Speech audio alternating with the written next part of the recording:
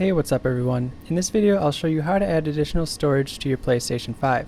I think everyone is capable of doing this with a little bit of patience, but if you need additional help, feel free to ask in the comments section. I'll be using the digital edition PlayStation 5, but this works the same way with the disc version. The first step will be to go into the settings on your PlayStation 5 and download the latest software update, if your PS5 hasn't done so automatically. It's a good idea to double check just in case. Once updated, go ahead and power it off completely. The type of SSD you'll need is an M.2 NVMe that is PCIe Gen 4. My recommendations are either a Samsung 980 Pro or Western Digital SN850, but there are many other good options as long as they are PCIe Gen 4.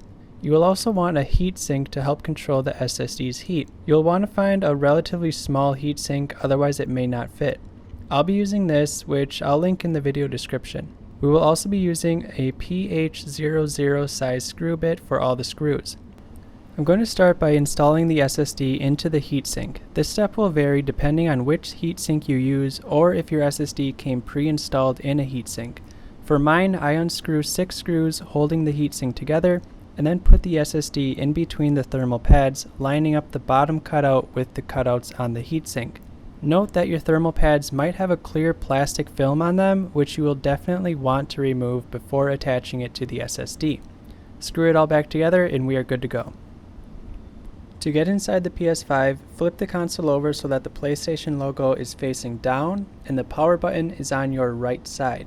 If you have the PlayStation 5 stand set up so that the PlayStation 5 stands upright, then you may need to remove the stand. If you have your stand set up so that your PS5 sits horizontally like I do, then you do not need to remove the stand.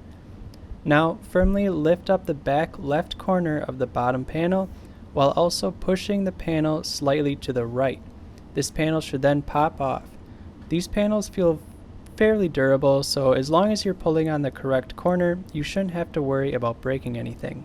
Then we will want to remove the cover over the SSD bay using the same PH00 size screw bit. There will be a screw and spacer installed in the 110 hole, which we will want to take out. Then go ahead and line up the SSD with the connection points on the PS5. Be sure you push the SSD in all the way. You will hear and feel a click when it connects. Assuming you have it connected correctly, the screw hole labeled 80 should line up perfectly with the SSD and heatsink. Go ahead and take that screw and spacer and screw it back into the hole. Reinstall the small cover and then put the bottom panel back on. Wiggle it into place and then push it to the left until you hear an audible click to indicate that it's back on securely.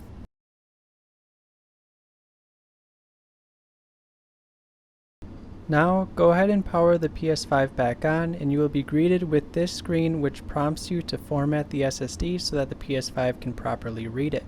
It will also do a quick speed test to make sure your drive is fast enough.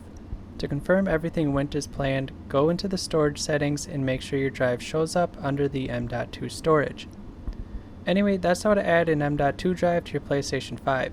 If you have any questions or run into any issues, feel free to ask in the comments section down below. Thanks for watching.